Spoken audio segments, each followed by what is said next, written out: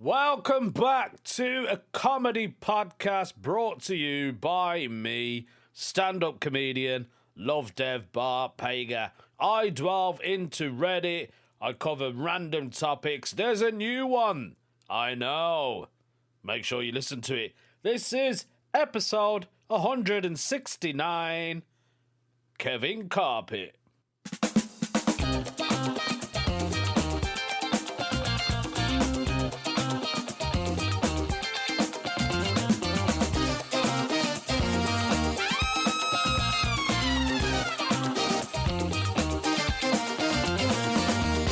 Good morning, Vietnam!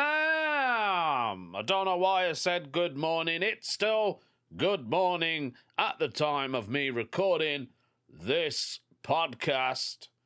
It's probably not even good morning for you guys. It could be good night, good afternoon, good evening, good midday, good... I don't know, it could be anything. Could be any day. Who cares? No one. Just me and you. Because you're listening to this. Hello, people. Welcome. I have been doing a couple of gigs. I say a couple. May's kind of quiet for me. I don't know what's going on in May. I've picked one or two, but I could do with a lot more. This weekend, I'm not doing anything, which is absolutely outstanding. I should be gigging everywhere. I should be somewhere. But it's okay. If I don't gig, I can just sit down and write. I do have my show coming up. It's not very far off. For the Rick Mail Comedy Festival, doing my show Half Soaked. There are still loads of seats I need to fill out. It's free. If you fancy it, come down. It's free to get in. If you don't have any money, it's fine. I don't need any money. It's absolutely cool. It's all right. I just want to entertain people. Come down if you can. It's on June the 6th. A place called Star and Garter. Yeah, just come down in Worcestershire, June the 6th. All right, 8 o'clock it starts. You do know I have another show as well. The day before that one, I'm at the Ram Comedy Festival in Derby. Yes, I come to that as well. It's at the Old Tudor Hotel, I think it is. So that should be fun. That will be like my warm-up before I do the Rick Mail Festival. Basically, I think that's what that's going to be. But we'll have to see. So yeah, come down. I thought I'd give it another plug. I know you're sick of hearing about it. I know, I'm sick of doing it. But I've got to pull my finger out my butthole, haven't I? If I want to progress in this comedy career malarkey that everyone else seems to be doing well in, I'm going to have to do the same thing. I did do a really good gig yesterday, though. That was at a PTA. PTA is Parent Teachers... I don't know what the A stands for. Is it association? Probably doesn't even start with parents, but I think it does. It was in a school, primary school. It was fantastic. It was set up like a comedy club. Felt like a comedy room. It was in the school, primary school hall, full of parents and teachers of the school. No kids. Great. So you can literally talk about whatever you want. So they raise money once a year for equipment for the school. And they had about 80 people, and it felt like a real comedy club. There was a screen behind me. There was some great acts on. There was Roger Monkhouse. There was Jay Handley, who runs the gig and emceed it. And to headline was Robin Morgan. But I had a little surprise. Yes. Obviously, I was going to find somebody in there, because the gig was not very far from my house. It was only literally 3.7 miles from my house.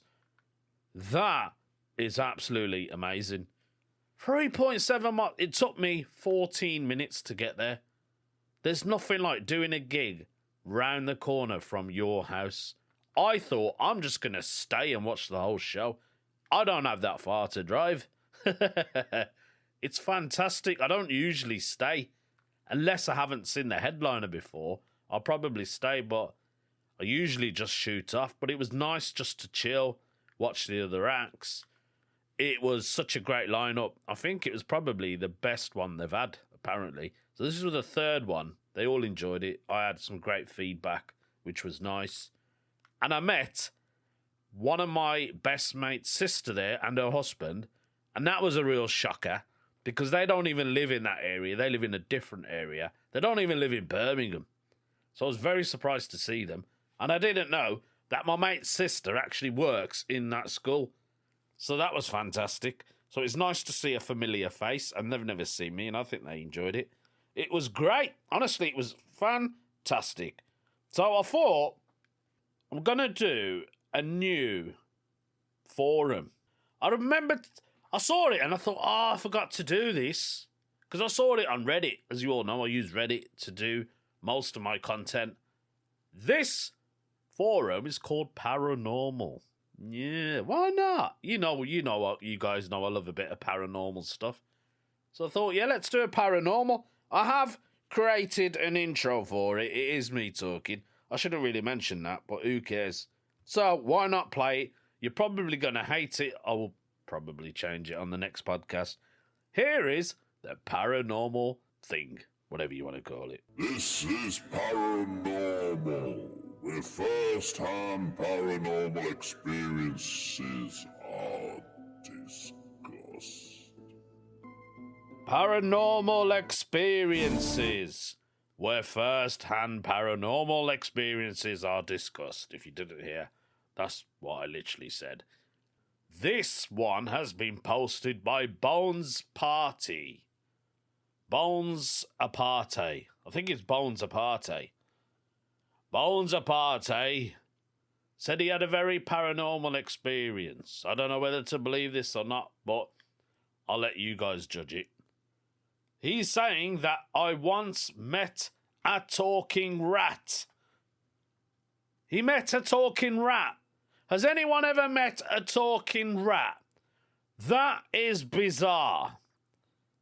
Can rats actually talk? I've always said my cat can talk. Well, God bless her soul. She's not here with us anymore.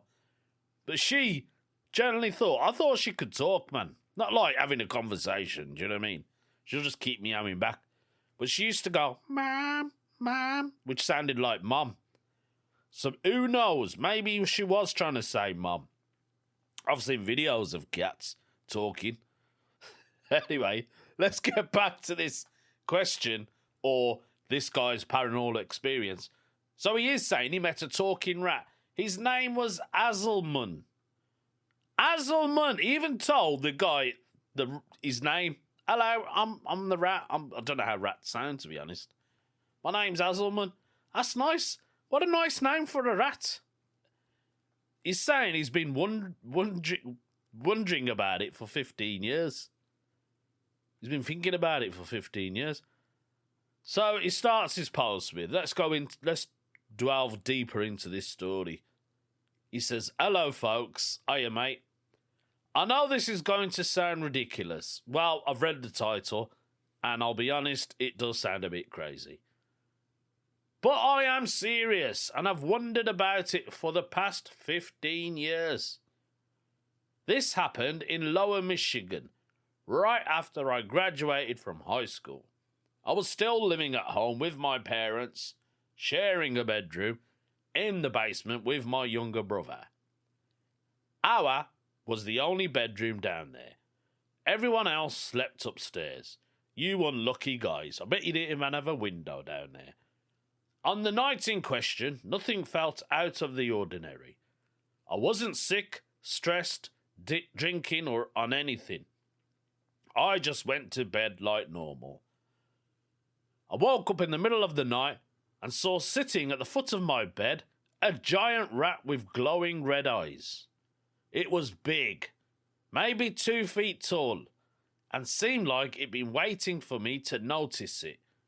I wasn't afraid at all, which is something that still baffles me. Maybe Azelman had a good aura. That's probably what it was, and you weren't afraid of it. The thing stood up on its hind legs, looked me dead in the eyes, and said, "I am called Azelman, and I am here to answer your questions." Wow, he is basically like the future chat LGBT, isn't he? Azelman is AI. He should have called himself, "Hello, I'm AI. I'm here to answer any of your questions." He's like Alexa. That's what he's like. I can say that very loud because I don't have Alexa in my house. She's banned. I have no idea if the words were spoken aloud or just in my head. That's the last thing I remember before everything fades back to black. I don't remember what I asked or even if I responded. I just remember waking up in the morning feeling like something real had happened. I told my brother, but he thought I was crazy. I bet he did. I would think you're crazy, mate. He hadn't heard or seen anything, but I'm telling you, I'd take a polygraph to prove how real it felt. This wasn't a typical dream. It felt like something actually happened. Maybe it did. Maybe you did meet a talking rat. If I met a talking rat called Azelman, right, and he said to me, "I'll answer any of your questions," what? Everyone's going to say the same thing. What is the next lottery numbers? He should know. This rat, if he knows everything, what's the meaning of life, Mr. Azelman? Was it a man? I'm guessing it was a man. Could be a girl. Who knows? That's what I would ask him. But then you'd forget anyway, because he said that. He asked him something, and he can't remember if he answered back. Maybe Azelman just went, "Go back to sleep, mate."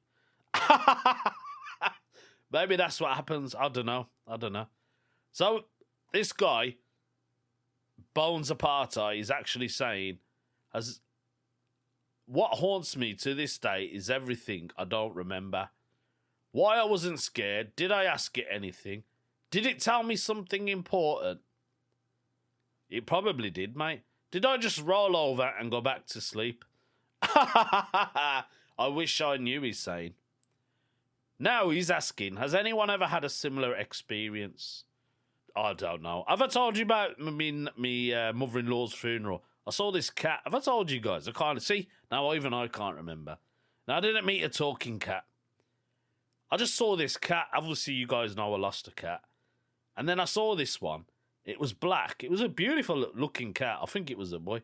It started following me everywhere. Honestly. And I was like, "Mate, you need to stop following me." It followed me, kept meowing. And it was like it was talking to me. And I don't know, it was by my side all the time.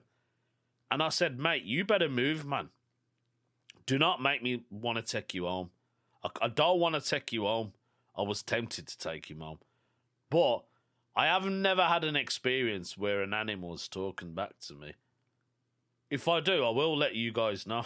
I'm going to end up having a squirrel on the end of my bed one day. So he's saying maybe with being that introduced itself by name, that is a bit bizarre. Or heard the name Azelman before. I've searched online over the years, but never found anything. What are your thoughts? Part of me hopes Azelman shows up again someday. I have way more questions now in my 30s than I ever did as a teenager. That was his paranormal experience, which is a genuine paranormal experience. Now, he has searched the name Azelman, and you guys know I am going to do the same thing. I'm going to ask chat LGBT, I'm just going to put in Azelman and see if Azelman is a real thing or what. I don't know. Let's put it in. We're doing it live. Chat LGBT. Here we go. It's saying, could you clarify what you mean by Azelman? Are you referring to a name, a word in another language, a place, or something else? And it's actually put a laughing emoji. Let me know so I can help you better. There is no Azelman, unfortunately. It's a great name, though, Azelman. Maybe Azelman is from another planet. We don't know that. Maybe there's a planet just full of rats. Maybe this rat is from Birmingham. I don't know, man. I do like the question, though. Unfortunately, I couldn't help Bones Apartheid. But I will keep an eye on this story. He's only just put it up 5 hours ago. There are people saying you probably had a fever dream or some kind of paralysis during, in your experience. Maybe he was thinking it, but something like that, why would you think about it? This is what gets me. Like, he's had this experience. Why would he still question that experience that he had, which was what? Years ago? He's in his 30s now. So, I mean, that was past 15. So it's 15 years ago. He was still a young lad. It is bizarre. It's strange. There's a lot of things out there that is unexplained. This could be one of them. But there will be some scientist out there that will argue and say he's probably just had like the other people have said, a very bizarre dream. Who knows? God knows. I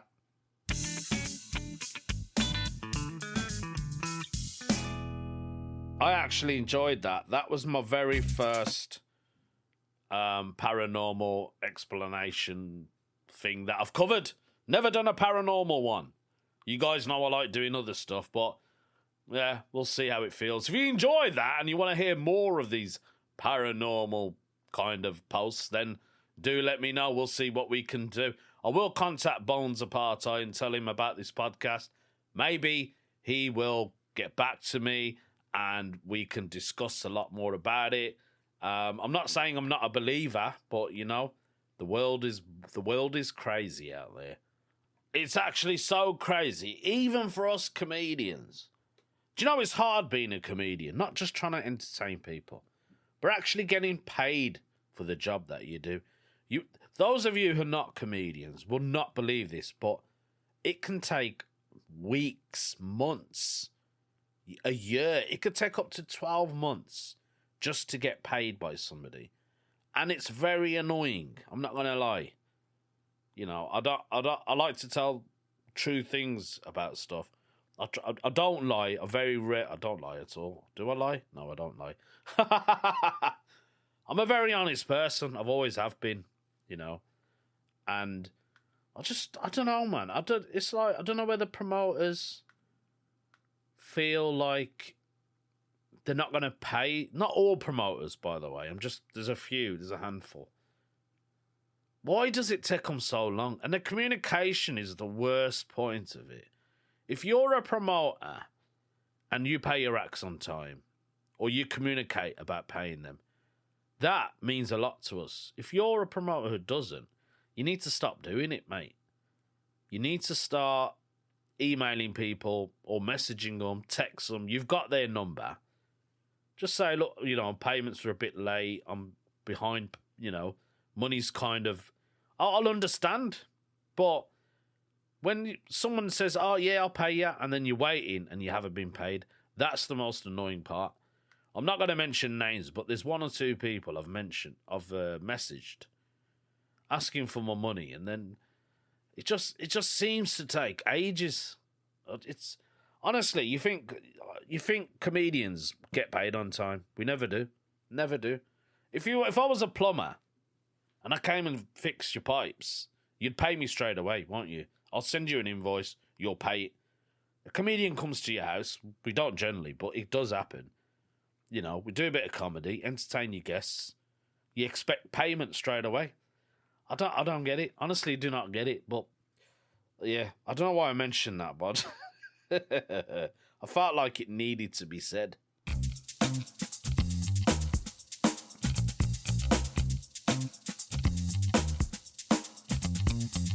You know that's an interesting thing that you all didn't know about. Oh, that's interesting. I thought, why not let everyone know about this story? So apparently there's a story happened in June in 1969. There was a 6-year-old boy named Dennis Lloyd Martin. He vanished after sneaking into the woods to prank his father. Despite the largest search in Great Smoky Mountains National Park, no trace has ever been found of this boy. Imagine if that was your child and you were playing hide and seek in a forest and you'll never see him again. Absolutely terrible. I want to delve into the story a little bit, because there wasn't much on there when I looked on the old Reddit forum. So I had to ask me good old friend Chat LGBT, and he sorted it out for me. So Dennis was on a Father's Day camping trip with his dad, William Martin, his granddad as well, and his older brother. So there's a few of them. They were near a Spence Field, which is close to the Appalachian Trail, even. The Martins encountered another family with children, and the boys decided to play a prank on the adults by hiding in the bushes and then jumping out to scare them. Dennis, being the youngest, went off in a different direction to hide. When the other boys jumped out, Dennis never did. His father immediately noticed Dennis was missing and began calling for help. He searched for about 2 hours, covering several miles of rugged terrain before actually seeking help. So then there was a massive search operation. It involved the National Park Service, the US Army, Special Forces got involved, and there was up to 14,000 volunteers at the peak. That's a lot of people. Despite extensive efforts, dogs, helicopters, search parties never found him. There was no footprints, clothing, personal items. It still remains the largest search in the history of the Smoky Mountains at the national park. There are a few theories on it, though. So theory number 1, lost and succumbed to the elements. The terrain is extremely rugged, with steep slopes, dense foliage, and wildfire. Some believe he wandered off and died from exposure or an accident.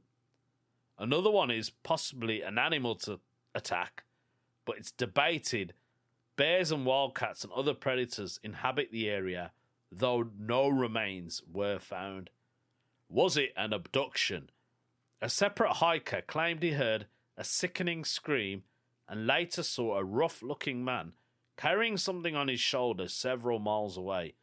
This theory fueled suspicion of a kidnapping, though this has never been confirmed. Was it foul play or a cover-up? Some speculate that the involvement of special forces suggest something else was going on. Conspiracy theories have contacted the case to other mysteries, disappearances in that actual park. Was it a cultural impact? The case has been cited David Paulding's Missing 411 series, which documents mysterious vanishing in wilderness areas. It's often brought up in discussion about how people can vanish without a trace in the US and national parks. So it still remains an unsolved mystery.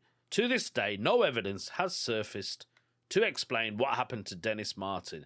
No clothing, no body, no definitive clues.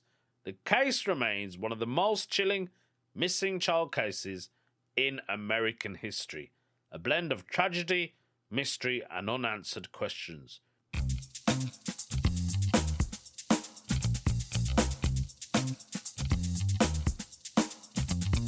Right, let's end.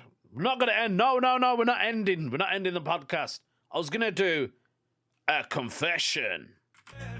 Confessions the church, red is the priest, a click to cleanse or fuel the beast. This is Confessions. It's been put up by Pepsi Max Ho. Pepsi Max Ho, what has he done? He's confessing something very horrible. I robbed my workplace for years, you animal, and I let others do the same. Let's have a read of his story. He says it's kinda long. That's fine, mate. When I was 18, happy birthday, I got a job at a big-name supermarket. I took it so seriously, making sure I did everything right. Didn't let anyone get away with stealing. Never showed up late. I was the perfect employee. But then COVID hit, and the only place that stayed open was the supermarket. We were in lockdown for nearly 2 years straight, so people were losing their jobs. Money was getting tight, and prices of groceries skyrocketed. It was really bad. Yes, mate, I remember. Toilet roll crisis. People would line up for hours before we opened, hoping to get something from our very limited stock. When I finally opened the store, I noticed my elderly neighbour looking a little bit lost, so I called her over. She tells me that her son can't visit anymore due to him being immune suppressed, and she relied on him to bring her groceries. It's been nearly a month since she's got any groceries, and only out of desperation she was there.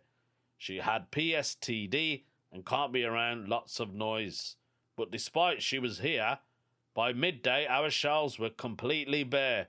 People just take whatever they can, leaving the disabled and elderly with nothing. I feel like this is where you become a superhero. I felt like crying. Don't cry, mate. This poor lady had no food, toiletries, panic-stricken from the noise, people arguing with each other. I told her I'll see what I can go and do. When I went on my break, I walked into the back of the store, saw a shopping cart full of return-to-shelf stock. It's just stuff people return for a refund, but it's in fine condition. I saw a can of ravioli, wet wipes, and a carton of long-life milk. Without thinking, I put them under my jacket and into my car. I drove to my neighbour's house after work and gave it to her. He didn't tell her that he stole it. He just thought it will help. She thanked me and offered to pay him back. Did you take the money, mate? No, he said he declined it. Oh, that's a shame. You would have made some wedge there, mate. It became a thing for the entirety of lockdown. Anything that didn't have a place on the shelf, I would steal it. Ha ha ha! Milk, steaks, never been caught. Once lockdown lifted, the chaos slowed down and the shelves became more stocked. Lots of people still had no jobs. I let so many people steal from there. Mums taking baby formula, elderly taking supplements. Some people wouldn't be able to afford everything I scanned. Ha ha ha ha! I would just slip what they couldn't afford into their bags for free. Mate, you were risking your job big time. It's not fair that supermarket upped the price on everything quicker than they could and put it in their catalogues. I became known by some people as their fail-safe, mostly mums, unfortunate students and the elderly. You're Robin Hood. You are Robin Hood, innit, mate? That's who you are. I quit when I realised the wrong group of people found out. A big group of teens, young adults, would see me working and then call their friends to pursue an aisle of stuff, whatever they want, into their bags. They come up to my register and handed me a single item to scan. They were smiling and cracking jokes. I wasn't laughing.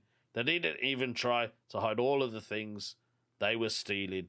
But if I knew I stopped them, they'd rat it out and tell my boss. So I stick it out until I could get another job. A few months went by. One of the mothers I regularly see tells me she finally got a job. A manager at a disability support agency. She slid a note to me with a phone number and said, "You have no idea how much to help me. I won't go into details here, but if you ever need a job, call this number." She paid for her groceries in full, and I finally went out. I called the number and thanked her help and guidance. He's now a successful business owner at the age of 23. Wow, mate, well done. Good on you, you good egg. My elderly neighbour is now under my business care. Her groceries are delivered at no extra cost by employees, and her medication is delivered by me personally to this day. This guy is an absolute hero. Well done on your confession, Pepsi Max Ho. Keep doing all the good things you do. Don't ever feel guilty about stealing. You did it for the right reasons. It's not like you were profiting from it. You wasn't putting the supermarket short. And they were only trying to get rid of the stuff they couldn't get rid of. So, good on you. You are a good egg.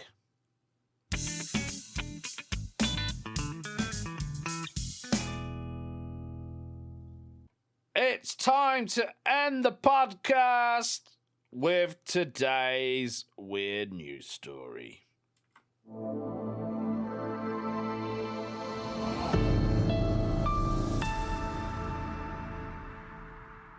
I think it comes all the way from the USA.